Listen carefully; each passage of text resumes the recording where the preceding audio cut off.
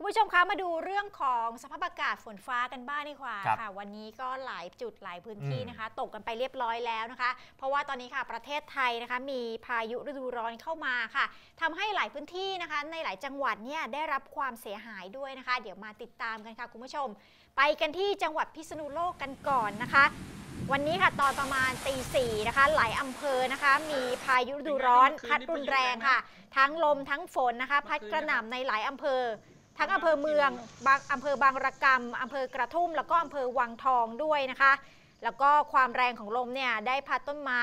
ล้มลงแล้วก็มีไฟฟ้าดับหลายจุดด้วยค่ะโดยเฉพาะพื้นที่ตำบลวังพิกุลอำเภอวังทองนะคะมีบ้านเรือนประชาชนค่ะคุณผู้ชมอย่างที่เห็นในภาพค่ะได้รับความเสียหายนะคะต้นไม้ล้มทับบ้านหลังคาบ้านปลิวหายเสาไฟเสาวิทยุหักโค่นนะคะ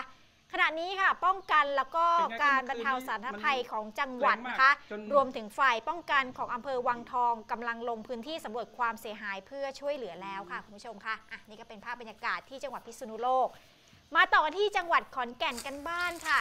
ทางทหารนะคะได้ลงพื้นที่บ้านเรือนประชาชนในอำเภออุบลรัตน์เพื่อช่วยซ่อมแซมบ้านเรือนค่ะที่เสียหายจากพายุฤดูร้อนส่วนศูนย์อุตุนิยมวิทยาภาคตะวันออกเฉียงเหนือตอนนี้นะคะก็มีการเตือนประชาชนให้รับมือแล้วค่ะ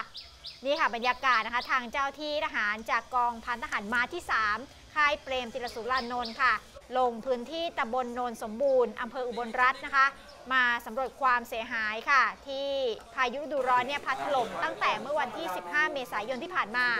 แล้วก็เตรียมนำกำลังนะคะลงมาช่วยเหลือซ่อมแซมบ้านเรือนของประชาชนที่ได้รับความเสียหายด้วยค่ะโดยพบบ้านเรือนของประชาชนนะคะเสียหายกว่า19หลัง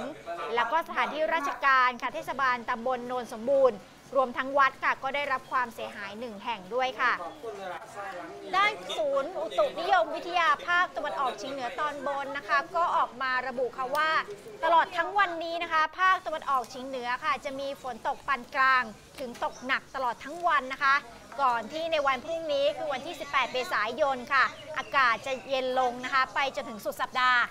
จากนั้นค่ะอากาศก็จะกลับมาร้อนแล้วก็จะเกิดพายุฤดูร้อนอีกครั้งค่ะในช่วงวันที่23 ถึง 24 เมษายนนี้ก็เตือนให้ประชาชนนะคะติดตามข่าวจากกรมอุตุนิยมวิทยาค่ะเพื่อเตรียมรับมือกับสภาพอากาศตลอดเดือนเมษายนนี้โอ้โหมีหลายฤดูเลยเพราะฉะนั้นเดี๋ยวฝนเดี๋ยวร้อนนะคะสลับกันไปนะคะเตือนประชาชนนิดนึงนะคะพี่น้องทางภาคตะวันออกเฉียงเหนือใช่ไหม